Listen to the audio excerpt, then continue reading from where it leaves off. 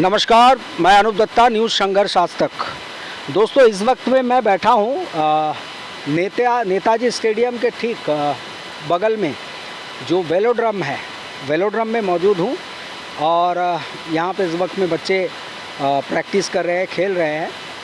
और आज जो मैं कहानी सुनाने जा रहा हूँ और एक जिनसे मुलाकात कराने जा रहा हूँ और कुछ त्याग, समर्पण और दान की भावना इस संदर्भ में बातचीत होगी।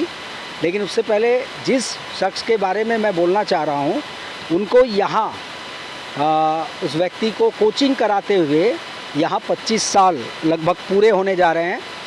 और इन 25 सालों में ना जाने कितने ही बच्चों को उन्होंने प्रशिक्षित किया, नेशनल इंटरनेशनल प्रतिस्पर्धा में ले गए और उस मन से उन्होंने मेडल की तालिका में कई मेडल हासिल किए, उनके बच्चे जिनको उन्होंने प्रशिक्षित किया। और जिनकी घर में जो है पत्नी के निधन के बाद भी वो यहाँ बच्चों को प्रशिक्षित कर रहे थे, प्रशिक्षण दे रहे थे।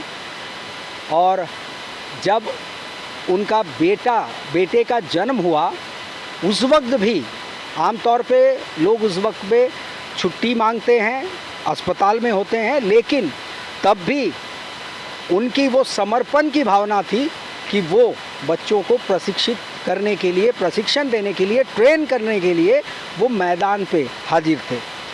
ऐसे ही उनकी जीवन परिचय है। और समर्पण की भावना जो स्पोर्ट्स के लिए, किसी भी क्षेत्र के व्यक्ति के लिए जो समर्पण की भावना होती है वो छलकती है। लेकिन उस व्यक्ति को आखिरकार जो मिला डिपार्टमेंट से वो है, उनके पोस्ट आज तक रेगुलराइज नहीं किया गया, परमानेंट नहीं किया गया। और सिर्फ उनके अपने मेडल जो है वो उनको ये मिला। और ये मेडल की तालिका यहाँ ख़त्म नहीं होती है। इसके बाद भी 1 अप्रैल 2022 से आज तक उनको जो वेतन मिलना चाहिए था वो आज तक डिपार्टमेंट ने, स्पोर्ट्स जो है, स्पोर्ट्स के डिपार्टमेंट जो वाहवाही लूटती है हर मेडल के आने के बाद, उनको नहीं दिया गया और उनको प्राप्त नहीं हुआ। तो ये उनके अपने अचीवमेंट जो मेडल जो डिपार्टमेंट ने उनके अचीवमेंट के चलते उनको दिया। और आज हम उनसे मुलाकात करने आए हैं। और इससे पहले भी हमने उनसे मुलाकात की और उस वक्त उनका आक्रोश, उनका क्षोभ, उनकी भावनाएं स्पोर्ट्स को लेकर के क्या थी वो उन्होंने व्यक्त की। क्या होना चाहिए यहाँ पे बच्चों को फैसिलिटीज़, वो नहीं मिल पाया। और क्या हालत यहाँ स्पोर्ट्स की है इस वक्त में, और उनके क्षेत्र के स्पोर्ट्स जो सेक्शन है, डिवीज़न है, उसके बारे में उन्होंने कहा। और आज हम उनसे मुलाकात इसलिए करने आए हैं कि ऐसा व्यक्ति जिनका गाड़ी बिक गया, जिन्होंने कर्ज़े लेकर के भी अपने बच्चों को वो नेशनल लेवल गेम्स के लिए वो जा पाए, कोई दिक्कत ना हो, उन्होंने ये बीड़ा उठाया, लगातार उठाते आ रहे हैं। लेकिन और उनके बदले में उनको सिर्फ तिरस्कार मिले और नेग्लिजेंसी अवॉइड किया गया। नाम उनका बच्चों के बीच में कोच के बतौर कोच बहुत ऊपर है, लेकिन आप शायद आम नागरिक इसको नहीं जानते होंगे। आज एक अनोखी सोच के साथ वो आए हैं और हम ताज्जुब हो रहे थे कि ये त्याग और ये दान वो करना चाहते हैं और किस तरीके का दान वो करना चाहते हैं और क्या सोच रहे हैं उन बच्चों के लिए जो उनके स्टूडेंट हैं। चलिए हम बात करेंगे शुभेंदु सेन गुप्ता जी से, जो कोच है साइकिलिंग के जाने माने यहाँ के। और उनसे अभी हम बात करेंगे कि क्या है पूरा मसला।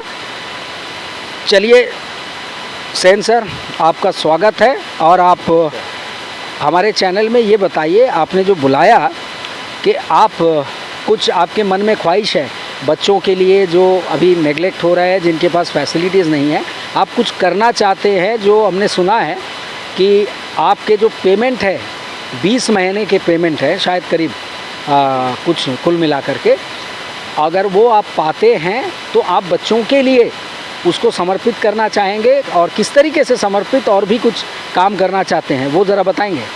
जी, अभी देखिए 2 दिन के बाद चेन्नई में खेलो इंडिया स्टार्ट हो रहा है, ठीक है ना। अभी बच्चा लोग के पास साइकिल नहीं है, इन लोग क्या खाली हाथ जाएंगे। ट्रेनिंग तो करते हैं, एक साइकिल है उसमें 2 जन ट्रेनिंग कर रहे हैं, और एक साइकिल जो था अभी लास्ट नेशनल में वो साइकिल टूट गया है। अभी वो साइकिल ठीक करने में भी 70-80 हज़ार का खर्चा है। तो आप जैसे बोला है जो 20 महीने का जो पेमेंट है शायद वो मिल जाए। अगर मिल जाए तो हम ये सोचा है, एक तो आर्चरी अभी देखते हैं नया, ये आर्चरी अभी एक विंग खुला है। हाँ खुला है, तो मुझे अच्छा लग रहा है जो स्टेट आइलैंड का कुछ बच्चा इसमें इन्वॉल्व है। तो हम सोचा है अगर वो पैसा में मिल जाए तो इन लोग को हम 50,000 इसलिए देगा कि कम से कम नया बच्चा कुछ ना कुछ तो इसमें इन लोग का सहूलियत, हाँ थोड़ा हेल्प हो जाएगा। और बनाबसी कल्याण आश्रम जो है सामने ही है, वहाँ कुछ बच्चा इधर आता था खेलने के लिए, ठीक है ना, उधर भी कुछ सोचा है 50,000 ये दे देगा। और ये देने के लिए मैंने एक टीम बनाया जिसमें 4 इंटरनेशनल साइकिलिस्ट है और एक लेडी मैनेजर जो अभी बन के जाते हैं सभी जाएगा। वो बहुत माने पॉजिटिव मैडम है रोसलिन मैडम। तो उसका साथ 4 जन साइकिलिस्ट है, उसमें मिस डेबोरा हेराल्ड है, ये मिस निकिता, मिस नीता और बॉबी थापा बोल के और एक इंटरनेशनल साइकिलिस्ट है। मिस नीता और बॉबी थापा को भी हम 25-25 हज़ार देने के लिए हम रिक्वेस्ट करूँगा रोसलिन मैडम को, क्योंकि रोसलिन मैडम मुझे जो पैसा मिलेगा वो पूरा पैसा हम रोसलिन मैडम का हाथ, अगर ये आपके हाथ में आ जाता है पैसा तो सेम अमाउंट हम उसको हम एक चेक काट के देंगे, जिसमें ये सारे के सारे ये देने के बाद जो पैसा बचता है 5 लाख या कुछ मुझे नहीं मालूम कितना बचेगा, उसमें साइकिल का सामान लेने से कम नेक्स्ट जो खेलो इंडिया होएगा, ये खेलो इंडिया में कैसे बच्चा लोग चलाएगा ये करेगा मुझे नहीं मालूम, क्योंकि हम साइकिल देने के लिए तैयार है, लेकिन यहाँ से कलकत्ता से कलेक्ट करके वो साइकिल चेन्नई में लेके जाना। लेकिन ये कौन कलेक्ट करेगा, ये बोलता है वो करो, वो बोलता है वो करो। अगर मेरे पास अगर 2 साइकिल 3 साइकिल अगर होता तो बच्चा लोग आसानी से ट्रेनिंग भी कर सकता था। अभी एक साइकिल में 2-2, 3 जन 4 जन, ये नेशनल में गया था, एक साइकिल में 6 जन चला है, 6 बच्चा। बाकी जो साइकिल अपना साइकिल है, अपना साइकिल 2024 में सेंसर यहाँ स्पोर्ट्स का स्तर धीरे धीरे बहुत बढ़ता जा रहा है, आपको क्या लगता है? एक साइकिल में 6 जन चला रहे हैं, 6 जन चला रहे हैं, ठीक है ना। बाकी अपना जो साइकिल है जो म्यूजिकल चेयर की तरह। जी बिल्कुल ऐसे ही है। मेरा कहने का मतलब ये है स्पोर्ट्स सिर्फ दिखाने का नहीं है, हम लोग स्पोर्ट्स को पैशन बनाना चाहते हैं, फैशन नहीं। अभी बाकी कौन क्या चाहते हैं मुझे नहीं मालूम, मैं अपना पॉइंट ऑफ व्यू से यही चाहूँगा जब हमारा 25 साल होने वाला है, ठीक है ना, 25 साल में हम कुछ करें ना करें, कम से कम इतना तो कर सकते हैं जो कम से कम मेरा जो अमाउंट जो है, ठीक है ना, पूरा अमाउंट हम स्पोर्ट्स के ऊपर डेडिकेट करें। हाँ जी, इतना ही। चलिए, ये आपकी भावना मैं आपको बताना चाहूँगा, बहुत अच्छी बात सेन सर ने कही है कि स्पोर्ट्स को केवल आप फैशन ना बना दें, इसको अपना पैशन बनाएं। और सोचिए ज़रा, इन्होंने जो नाम गिनाए हैं 4 स्पोर्ट्स पर्सनालिटीज़ के, ये इंटरनेशनल मेडलिस्ट है और इंटरनेशनल नाम है अंतर्राष्ट्रीय स्तर पे। लेकिन क्या आज वो यहाँ घंटाघर में खड़े हो जाए तो कितने व्यक्ति उसको पहचान पाएंगे? क्या आप लोगों में कोई पहचान पाएंगे?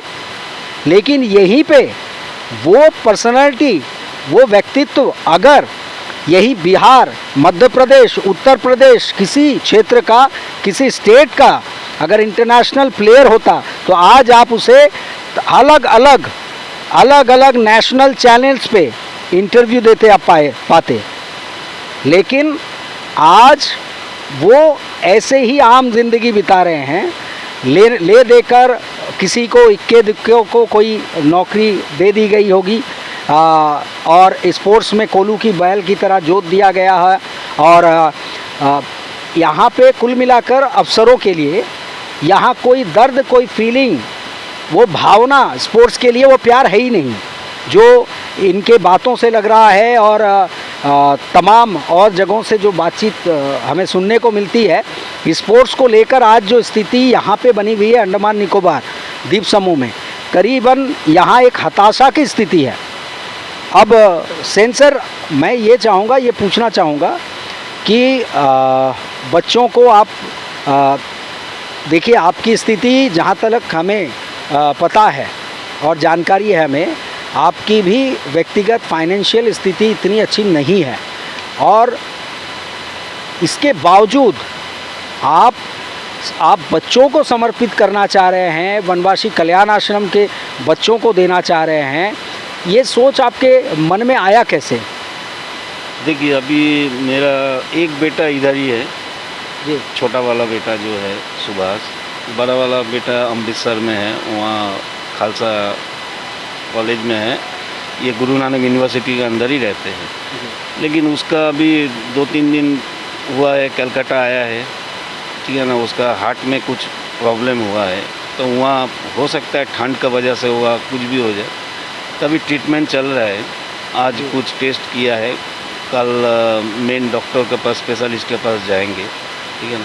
यहाँ हमको पैसे की ज़रूरत है, अभी जो सिचुएशन जो है ना, हमें पैसे की ज़रूरत है, लेकिन इतना पैसा की ज़रूरत नहीं है जो मैंने अभी जो कमिटमेंट जो कर दिया है वहाँ से हम कुछ मतलब हट जाएं।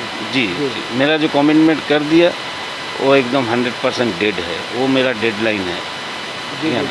मैं आगे और कुछ नहीं बोलूँगा। बिल्कुल। चलिए, ये भावना कहीं ना कहीं हमें सोचने को मजबूर कर देती है कि हमारे समाज में जो ये डिपार्टमेंट में जो व्यवस्था चली आ रही है, हमारे खासकर यूनियन टेरिटरी में, ये क्या व्यवस्था को सुधारने की आवश्यकता नहीं है?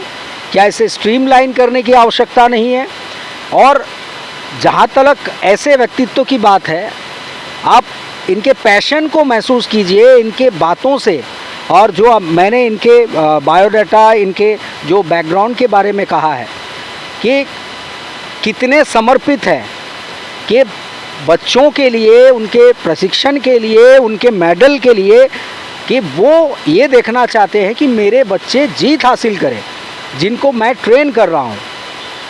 तो क्या डिपार्टमेंट को यही भावना उनमें नहीं होनी चाहिए कि डिपार्टमेंट का नाम रोशन कर रहे हैं वो बच्चे, वो मेडल टैली में इतने ऊपर आ रहे हैं, और उनको जो प्रशिक्षित कर रहे हैं वो कोच जो रात दिन मेहनत कर रहे हैं, उनको दाने दाने के लिए मोहताज कर देना, उनको रास्ते पे छोड़ देना, उनको बेसहारा छोड़ देना, उनके पेमेंट को रोक के रखना, ये इंसाफ है या नाइंसाफ़ी?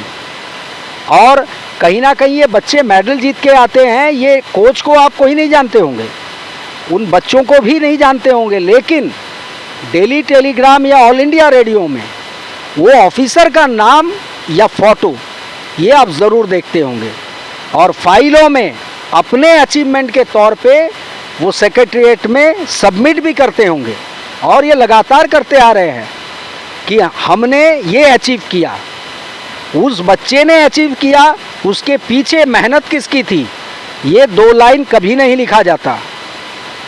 और यही शर्मिंदगी लेकर के भी वो ऑफिसर, वो अधिकारी आंख उठाए बेशर्मों की तरह बात भी करते हैं सामने खड़े होकर के।